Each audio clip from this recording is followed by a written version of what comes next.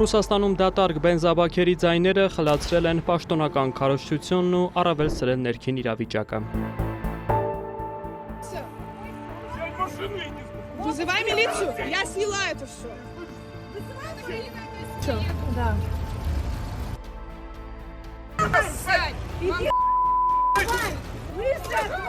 Չդադարող հերթերի, դժգոհությունների, նաև Ուկրաինայի կողմից ռուսական նավթաբազաների վրա շարունակվող հարձակումների ֆոնին Մոսկվան պնդում է, չկա ճգնաժամ, կան ժամանակավոր դժվարություններ։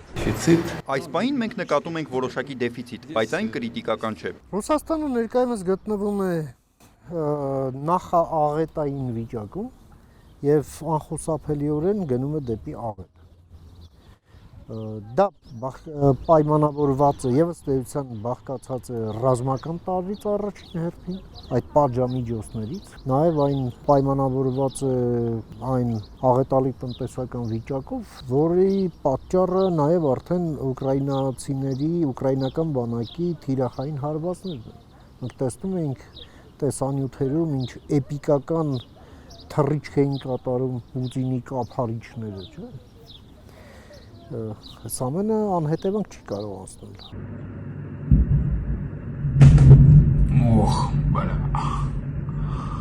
Տերմինալների ոչնչացում, նավթային անձրև, Ղրիմի վառելիքային շրջափակում ու էկոլոգիական աղետ։ Չնայած իրավիճակի սրմանը, Ռուսաստանի նախագահ հրապարակային ելույթներում խոսում է պատերազմի ընթացքի նոր զինատեսակների մասին, վառելիքային խնդիրներին անդրադառնալով միայն ընդհանուր ձևակերպումներով։ Փորձագետները սա գնահատում են որպես պաշտոնական Մոսկվայի փորձ նվազեցնելու ճգնաժամի իրական մասշտաբները։ Киевский режим, по мере того, как ситуация для него на фронте стремительно ухудшается. Ռազմաճակատում իրավիճակը Կիևի համար արագորեն վատթարանում է։ Հակառակորդը հերթով կորցնում է տարածքներ, իսկ մեր զինվորները մեկը մյուսի հետևից վերահսկողության տակ են վերցնում բնակավայրեր։ Դա է պատճառը, որ հակառակորդն անցել է մեր քաղաքացիական օբյեկտների եւ քաղաքացիական ենթակառուցվածքների վրա հարվածներ հասցնելու մարտավարությանը։ Մարդիկ փախչում են։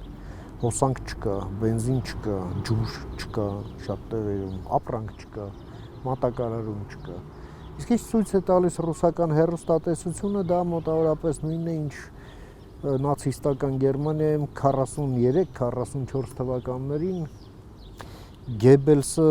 կինոժուրնալներ էր սարքում։ Это продвижение российской пропаганды, Ռուսական պետական մեդիայի քարոզչությունը հաճախ հիմնված է խտրականության, քսենոֆոբիայի եւ վախի տարածման վրա, թե Եվրոպայում, թե հարևան երկրներում, այդ թվում Հայաստանում։ Այդ աղբյուրներին վստահել չի կարելի, սակայն դրանց միջոցով կարելի է հասկանալ, թե ինչ ուղերձներ է ցանկանում փոխանցել Կրեմլը։ Հեշտ չեն Ռուսաստանի գործերը նաև ռազմաճակատում։ Պատերազմը դարձել է առավել քայքայող տարածքային չնչին փոփոխություններով ու մարդկային մեծ կորուստներով։ Այստեղ եւս ռուսական քարոզչությունը ըստ փորձագետների փորձում է թաքցնել իրականությունը։ 39-ամյա Ալեքսանդր Լունինը, որ մասնակցել է պատերազմին, ռազմաճակատից հրապարակած տեսանյութում օրերս դժգոհել էր իրավիճակից ու պահանջել հանդիպում Պուտինի հետ։ Օրեր անց նա ձերբակալվել է։ постоянного страха и вопросами. Տարեց տարի խորանում է վախի մթնոլորտը, հատկապես քաղաքական հետապնդումների պատճառով։ Ռուսաստանում ընդունվել են բազմաթիվ ռեպրեսիվ օրենքներ եւ մարդիկ դատապարտվում են միայն այն պատճառով, որ համաձայն չեն գործող ռեժիմի հետ։ Բացի այդ, մեծանում է նաեւ վախը բանակային ծառայության նկատմամբ։ Նույնիսկ քաղաքականությունից հեռու մարդիկ արդեն հասկանում են, որ ռազմաճակատ գնալը կարող է մահվան ուղիղ վտանգ նշանակել։ Միջազգային անկախ կառույցների վերջին գնահատականներով ռուս-ուկրաինական հնգամյա պատերազմում ռուսական զոհերը գերազանցում են մի քանի 100,000-ը։ Այդ մասին պաշտոնական որևէ վիճակագրություն Կրեմլը չի հրապարակում։ Փոխվեց այն, որ Ուկրաինայի զինված ուժերի այդ հարվածային ներուժն է ուղղակի անպատկերացնելիորեն մեծացել եւ ռուսները ոչինչ չունեն դրան հակադրելու, հակազդելու դրան։ Եվ Ռուսաստանի վառելիքաէներգետիկ համալիրն է ըստ էության փլուզվում այդ հարվածների տակ, ընդ որում սա դեռ միայն հեռահար դրոնների հարվածներն են։ Այնտեղ այսպես 5 պակաս վիճակ է բալիստիկ հրթիռները արդեն հոսքագծի վրա դնելու եւ հասկանալի է թե ուր են ուղղված լինելու այդ բալիստիկ հրթիռները այնքան ժամանակ, քանի Ռուսաստանը չի վերականգնել Ուկրաինայի սահմանները ըստ Ալմաթիի հռչակագրի դրույթների, այսինքն 91 թվականի սահմանների։ Այսպիսով պաշտոնական հայտարարությունների եւ իրականության միջև տարբերությունը ավելի ակնհայտ է դառնում, ընդգծում են փորձագետները։ Текущая ситуация, конечно, Եթե խոսենք ներկա իրավիճակի մասին, ապա այն Ռուսաստանի համար ճգնաժամային էր դեռ 2014 թվականից Ղրիմի բռնակցման պահից, իսկ առավել ևս 2022 թվականի ներխուժումից հետո։ Այսօր արդեն ակնհայտ է դարձել Ռուսաստանի մեկուսացումը։ Դա վերաբերում է ոչ միայն պետությանը, այլև հասարակությանը։ Տնտեսական վիճակը նույնպես ծանր է։ Ռուսաստանում ապրող իմ ծնողներն ու ընկերներն ասում են, որ գներն անընդհատ աճում են։ Միջազգային շուկաներից եւ աշխատանքի շուկայից մեկուսացումը բացասաբար է ազդում թե քաղաքացիների եկամուտների, թե բիզնեսի վրա։ Սա լուրջ ճգնաժամ է եւ ես ցավ եմ ապրում Ռուսաստանում մնացած մարդկանց համար, բայց նման հետևանքները պատերազմական քաղաքականության տրամաբանական արդյունքն են։ Ռուսաստանի արտաքին քաղաքականության համար իրավիճակը եւս բարդանում է։ Մի շարք հրապարակումների համաձայն Մոսկվան փորձում է մեծացնել իր դաշնակից Բելարուսի ներգրավվածությունը պատերազմում, սակայն Միսկն շարունակում է խուսափել հատկապես Լուկաշենկոյին ներկայացրած Զելենսկու վերջնագրից հետո։ Բելարուսը փոքր երկիր է, այնուամենայնիվ չունի ռազմավարական խորհրդություն եւ այդ հարվածներն ուղղակի կոլապսի կհասցնեն շատ արագ։ Մի քանի գործարաններ այնտեղ, որը սահմանից ոչ հեռու են, երկու նավթավերամշակման գործարան, երկու մեծ արդյունաբերական հսկաներ, որոնց խոցելը ուկրաինական բանակի համար շատ հեշտ է։ Նույնիսկ Պուտինի վասսալը այսօր հասկանում է ինչ մահացու վտանգ է ներկայացնում Պուտինը իր պլաններով շարունակելու պատերազմ։ Եվ եթե Պուտինն իր քայլերով անխուսափելիորեն ինքն իրեն տանում է գերեզման, ապա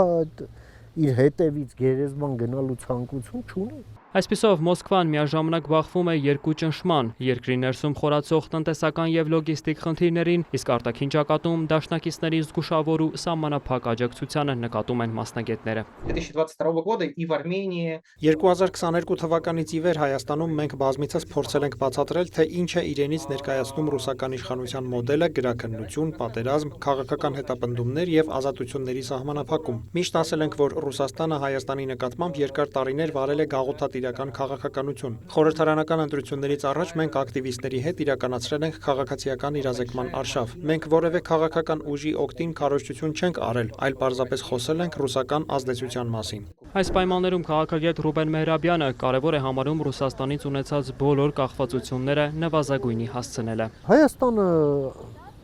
արդեն հասել է նոր ռազմավարական գործընկերությունների, Հայաստանը ռազմավարական գործընկերության մասին փաստաթղթեր է ստորագրել մեծ յոթնյակի երկրներից 4-ի հետ, այն մնացած 3-ի հետ էլ խնդիր չկա, էլի անելիքի հարց է ընդամենը։ Եվ հիմա ժամանակն է այդ ամենը, այո, տրանսֆորմացնելու լիակատար դաշինքի եւ լցնել նաեւ տնտեսական բովանդակությամբ, տեխնոլոգիական համագործակցությամբ, առաջ տանել խաղաղության օրակարգը, փոխկապակցվածություն հարևանների հետ, այդ ամենի հասանելիությունն ապահովելու համար եւ իհարկե ներսում, այո, Հայաստանում ռուսական կուսակցություն կոչվածը պայմանական պետք է լիկվիդացվի, որովհետեւ այդ ամենը արդեն վերածվել է լրջագույն սպառնալիքի Հայաստանի ներսում։